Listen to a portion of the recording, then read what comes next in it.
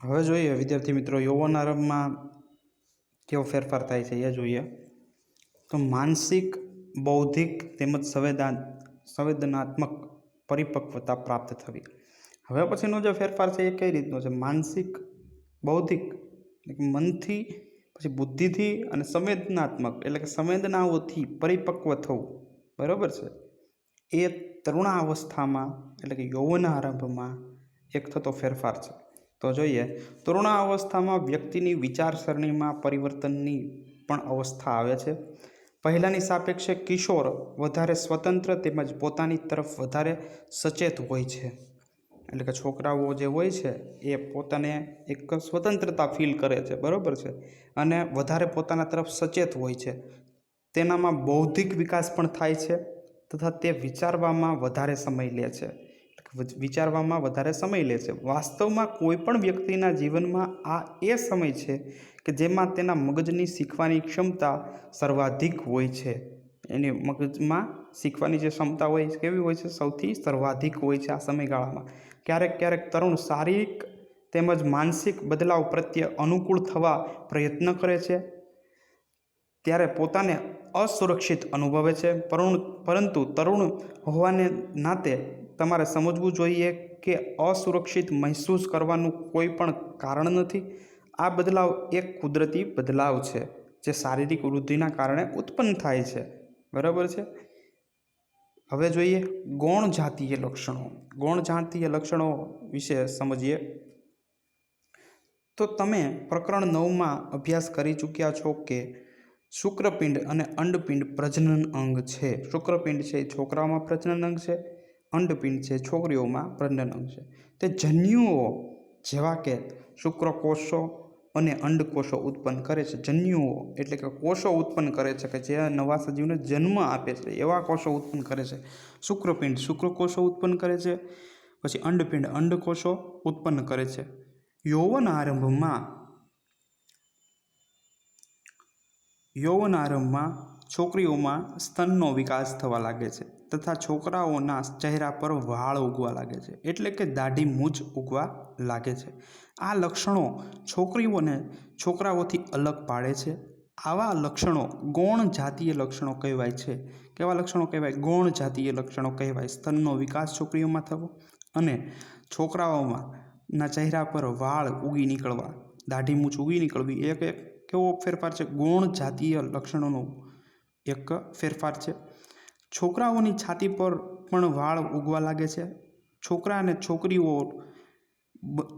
અને છોકરીઓ બંનેને બગલમાં તેમજ જાંઘની ઉપરની તરફ અથવા તો પ્યુબિક વિસ્તારમાં વાળ ઉગે છે. તરુણા અવસ્થામાં થતા આ બદલાવ અંતઃસ્ત્રાવો દ્વારા નિયંત્રિત હોય છે. અંતઃસ્ત્રાવ એ રાસાયણિક પદાર્થ છે. તે અંતઃસ્ત્રાવી ગ્રંથિઓ અથવા તો અંતઃસ્ત્રાવી તંત્રો દ્વારા ઉત્પન્ન થાય છે. યૌવન આરંભની સાથે જ શુક્રપિંડ નર અંતઃસ્ત્રાવ અથવા તો ટેસ્ટોસ્ટેરોનનું નિર્માણ ચાલુ કરી દે છે. એટલે કે શુક્રપિંડ જે છે એ નર અંતઃસ્ત્રાવ એટલે કે શુક્રકોષ એટલે કે ટેસ્ટોસ્ટેરોનનું નિર્માણ કરવા લાગે છે. આ અંતઃસ્ત્રાવ છોકરાઓમાં બદલાવનું કારણ છે. બરોબર? જેના વિશે તમે હમણાં જ અભ્યાસ કર્યો છે. ઉદાહરણ તરીકે ચહેરા પર વાળ ઉગવા, છોકરીઓમાં યૌવન આરંભની સાથે અંડપિંડ માદા અંતઃસ્ત્રાવ એટલે કે ઇસ્ટ્રોજન ઉત્પન્ન કરવાનું શરૂ કરે છે જેનાથી સ્તન વિકસિત થઈ જાય છે. દૂધસ્ત્રાવી ગ્રંથિઓ સ્તનની અંદર વિકસિત થઈ જાય છે. આ અંતઃસ્ત્રાવોના ઉત્પાદનનું નિયંત્રણ એક અન્ય અંતઃસ્ત્રાવ દ્વારા થાય છે જે પિટ્યુટરી ગ્રંથિમાંથી ઉત્પન્ન થાય છે. એટલે સમજો કે આ જે કોઈ પણ ફેરફાર છે, બરોબર, એમાં છોકરાઓમાં જે વાળ ચહેરા પર ઉગવા કોના અંડરમાં છે, કોના લીધે થાય છે? તો એ જ શુક્રપિંડમાં જે ટેસ્ટોસ્ટેરોનનું જે નિર્માણ થાય છે એના લીધે થાય છે. છોકરીઓમાં જે સ્તનનો જે વિકાસ થાય છે, અંદર દૂધ ગ્રંથિઓનો વિકસિત થાય છે, એ કોના લીધે છે? તો ઇસ્ટ્રોજન કે જે માદા અંતઃસ્ત્રાવ છે જે અંડપિંડમાં ઉત્પન્ન થાય છે એના લીધે થાય છે. અને આ બધાનું કંટ્રોલ કોણ કરે છે? તો એ મગજમાં રહેલી પિટ્યુટરી ગ્રંથિ છે કે જે મેઇન ગ્રંથિ છે એનું સંતુલન એટલે કે ઉત્પન્ન કરવા માટેનું એક સંતુલન કરે છે, બરાબર। તો હવે જોઈએ એની પછીનો ટોપિક, પ્રજનનની કાર્યો શરૂઆત કરવા અંતઃસ્ત્રાવનો ફાળો। તો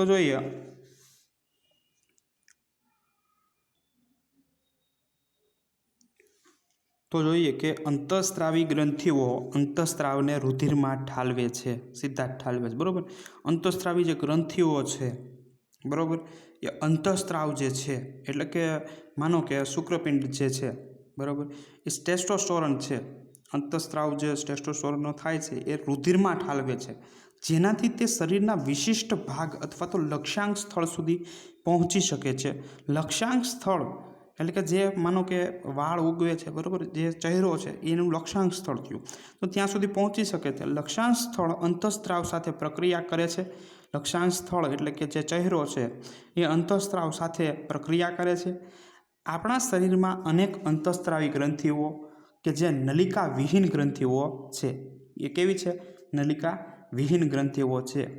શુક્રપિંડ તેમજ અંડપિંડ જાતીય અંતઃસ્ત્રાવો ઉત્પન્ન કરે છે। તમે હમણાં જ અભ્યાસ કર્યો કે આ અંતઃસ્ત્રાવો ગૌણ જાતીય લક્ષણો માટે જવાબદાર છે, કે ગૌણ જાતીય લક્ષણો ક્યાં ક્યાં? કે ચહેરા પર વાળ ઉગી નીકળવા, બરાબર છે, છોકરીઓમાં સ્તન ગ્રંથિનો વિકાસ થવો, સ્તનનો વિકાસ થવો, દૂધ ગ્રંથિઓનો અંદર વિકાસ થવો, એ બધા ગૌણ જાતીય લક્ષણો માટે જવાબદાર કોણ છે? તો એ નલિકા વિહીન જે ગ્રંથિઓ જે છે, બરાબર, એ જવાબદાર છે। જાતીય અંતઃસ્ત્રાવો પણ પિટ્યુટરી ગ્રંથિ દ્વારા સ્ત્રાવિત અંતઃસ્ત્રાવના નિયંત્રણમાં હોય છે। એટલે કે આ બધું જે કાંઈ પણ અંતઃસ્ત્રાવો છે એનું મેઇન જે નિયંત્રણ કરનારી જે ગ્રંથિ છે એ કઈ છે? પિટ્યુટરી ગ્રંથિ। પિટ્યુટરી ગ્રંથિ અનેક અંતઃસ્ત્રાવો ઉત્પન્ન કરે છે, જેમાંથી એક અંતઃસ્ત્રાવ અંડપિંડમાં અંડકોષ તેમજ શુક્રપિંડમાં શુક્રકોષના પરિપક્વને નિયંત્રિત કરે છે। એટલે પિટ્યુટરી ગ્રંથિ જે છે એમાંથી જે અંતઃસ્ત્રાવ, અનેક પ્રકારના અંતઃસ્ત્રાવ થાય છે, બરાબર છે, જે એક પ્રકારનો કમાન્ડ છે। શું છે? કમાન્ડ છે, એટલે કે આદેશ છે, કે જે શુક્રપિંડમાં શુક્રકોષો અને અંડપિંડમાં અંડકોષો પરિપક્વને નિયંત્રિત કરે છે, બરાબર। પિટ્યુટરી ગ્રંથિ, હવે જો ચાર્ટ જેવું છે, પિટ્યુટરી ગ્રંથિમાંથી સ્ત્રાવિત અંતઃસ્ત્રાવ પ્રજનન અંગોને ટેસ્ટોસ્ટેરોન નરમાં અને માદામાં ઇસ્ટ્રોજન ઉત્પન્ન કરવા માટે પ્રેરિત કરે છે। કે જે પિટ્યુટરી ગ્રંથિમાંથી જે સ્ત્રાવિત અંતઃસ્ત્રાવ થયો એ કોને ઉત્તેજિત કરે છે? તો નરની અંદર ટેસ્ટોસ્ટેરોનને ઉત્તેજિત કરે છે, માદાની અંદર ઇસ્ટ્રોજનને ઉત્તેજિત કરે છે અથવા તો પ્રેરિત કરે છે। રુધિર પ્રવાહમાં તે મુક્ત થાય છે। ત્યારબાદ શું થાય છે? રુધિર પ્રવાહ એ મુક્ત થાય છે, શરીરના વિભિન્ન ભાગો એટલે કે લક્ષ્યાંક સ્થળ સુધી પહોંચે છે। યૌવન આરંભ દરમિયાન શરીરમાં પરિવર્તનને ઉત્તેજિત કરે છે, બરાબર છે। તો હવે જોઈએ કે ભાઈ પહેલી અને બુઝો હવે સમજી ગયા છે કે યૌવન આરંભ વ્યક્તિના પ્રજનન અવધિનો પ્રારંભ છે। એટલે કે પ્રજનન એટલે કે નવા સજીવને જન્મ આપવા માટે જે પરિપક્વતા પ્રાપ્ત થાય છે, બરાબર, એનો આરંભ છે જે એ યૌવન આરંભ છે। જ્યારે વ્યક્તિ પ્રજનન ક્ષમતા પ્રાપ્ત કરે છે, બરાબર, પરંતુ તે જાણવા માગે છે કે શું પ્રજનન અવધિ એકવાર શરૂ થઈ જાય પછી જીવન પર્યાપ્ત ચાલુ જ રહે છે કે અમુક સમયે તે પૂર્ણ થઈ જાય છે। એટલે પહેલી અને બુઝો જાણવા માગે છે કે ભાઈ પ્રજનન અવધિ જે છે એક વખત શરૂ થઈ જાય ત્યારબાદ શું એ પ્રક્રિયા સતત શરૂ જ રહે છે પ્રજનનની, કે બંધ થઈ જાય છે? અમુક ઉંમરે બંધ થઈ જાય છે પ્રજનનની પ્રક્રિયા, પ્રજનન અવધિની પ્રક્રિયા, એ સમજીએ। તો ટોપિક છે મનુષ્યમાં પ્રજનન કાળ એટલે કે પ્રજનન અવધિની અવધિ, બરાબર, પ્રજનન સમયની અવધિ એટલે કે સમયગાળો। તો જ્યારે તરુણોના શુક્રપિંડ અને અંડપિંડ જન્યુઓ ઉત્પન્ન કરવા લાગે છે ત્યારે તે પ્રજનન યોગ્ય થઈ જાય છે। જન્યુઓની પરિપક્વતા તેમજ ઉત્પાદનની ક્ષમતા પુરુષોમાં અને સ્ત્રીઓમાં સરખામણીમાં વધારે હોય છે, બરાબર છે, પુરુષોમાં સ્ત્રીઓની સરખામણીમાં વધારે હોય છે, બરાબર। જન્યુઓની જે ક્ષમતા જે છે પરિપક્વતાની ઉત્પાદનની જે ક્ષમતા છે પુરુષોમાં સ્ત્રી કરતાં વધારે હોય છે। એટલે કે કયા જન્યુઓ? તો ટેસ્ટોસ્ટેરોનની જે ક્ષમતા જે છે વધારે ઉત્પન્ન થાય છે કોની સરખામણીમાં? સ્ત્રીઓ સ્ત્રીઓમાં જે ઇસ્ટ્રોજન છે એની સરખામણીમાં વધારે થાય છે. તો સમજો તો જો જન્યુઓની પરિપક્વતા તેમજ ઉત્પાદનની ક્ષમતા પુરુષોમાં સ્ત્રીઓની સરખામણીમાં વધારે હોય છે. બરાબર. સ્ત્રીઓમાં પ્રજનન અવસ્થાનો પ્રારંભ યૌવન આરંભ એટલે કે 10 થી 12 વર્ષની ઉંમરથી જ થઈ જાય છે. સ્ત્રીઓમાં પ્રજનન અવસ્થાનો પ્રારંભ તથા સામાન્ય 45 થી 50 વર્ષની ઉંમર સુધી ચાલ્યા કરે છે. એટલે કે 45 થી 50 વર્ષ સુધી પ્રજનન સ્ત્રી કરી શકે છે, એટલે કે નવા બાળકને જન્મ આપી શકે છે. બરાબર છે. હવે યૌવન આરંભથી અંડકોષો પરિપક્વ થવા લાગે છે. યૌવન આરંભથી શું થાય છે? અંડકોષો, સ્ત્રીઓમાં અંડપિંડમાં અંડકોષો જે હોય છે એ પરિપક્વ થઈ જાય છે. અંડપિંડોમાં એક અંડકોષ પરિપક્વ થાય છે તથા લગભગ 28 કે 30 દિવસોના અંતરાલ પર કોઈ પણ એક અંડપિંડ દ્વારા મુક્ત થાય છે. એટલે કે અંડપિંડની 2 જોડ હોય છે સ્ત્રીઓમાં. હવે એ અંડપિંડની 2 જોડોમાંથી એક અંડપિંડ હોય છે એ 28 થી 30 દિવસના અંતરાલ એટલે કે સમયગાળામાં એ પરિપક્વ બને છે અને એ પરિપક્વ થયેલા અંડપિંડ એક અંડકોષ પરિપક્વ બને છે અને તે મુક્ત કરે છે. આ સમયમાં ગર્ભાશયની દિવાલ જાડી થઈ જાય છે. ગર્ભાશયની દિવાલ કેવી થઈ જાય છે? જાડી થઈ જાય છે, જેનાથી તે અંડકોષના મુક્ત થયા બાદ યુગ્મજને ગ્રહણ કરી શકે છે. એટલે કે જે ફલિત જે યુગ્મજ હોય, જે અંડકોષ અને શુક્રકોષનું જે ફલિત યુગ્મજ હોય એને એ ગ્રહણ કરી શકે છે. કોણ? તો ગર્ભાશયની દિવાલ, જેના ફળ સ્વરૂપે ગર્ભ ધારણ થાય છે. જેના સ્વરૂપે ગર્ભ ધારણ થાય છે. જો અંડકોષનું ફલન ન થાય, તો તેવી અવસ્થામાં અંડકોષ તથા ગર્ભાશયનું મોટું સ્તર તેમજ તેની રુધિર વાહિનીઓ સાથે તૂટવા લાગે છે. હવે તે ત્યારે શું થાય છે કે ગર્ભધારણ ન થયું હોય અથવા તો ફલન ન થયું હોય, તો તેવી પરિસ્થિતિમાં અંડકોષ અને ગર્ભાશયનું જે મોટું સ્તર છે, જે ગર્ભાશયની જે દિવાલ જે છે જાડી, એ તૂટવા લાગે છે. શું થાય છે? તૂટવા લાગે છે. તેનાથી સ્ત્રીઓમાં રક્તસ્રાવ થાય છે, એટલે કે સ્ત્રીઓમાં રુધિર વહે છે, જેને ઋતુસ્રાવ અથવા તો રજોસ્રાવ કહેવામાં આવે છે. કે જેને શું કહેવાય? ઋતુસ્રાવ અથવા તો રજોસ્રાવ કહેવાય. ઋતુસ્રાવ લગભગ 28 થી 30 દિવસોમાં એકવાર થાય છે. ઋતુસ્રાવ જે છે એટલે કે પીરિયડ ટાઈમ, એ ઋતુસ્રાવ લગભગ 28 થી 30 દિવસમાં એકવાર થાય છે.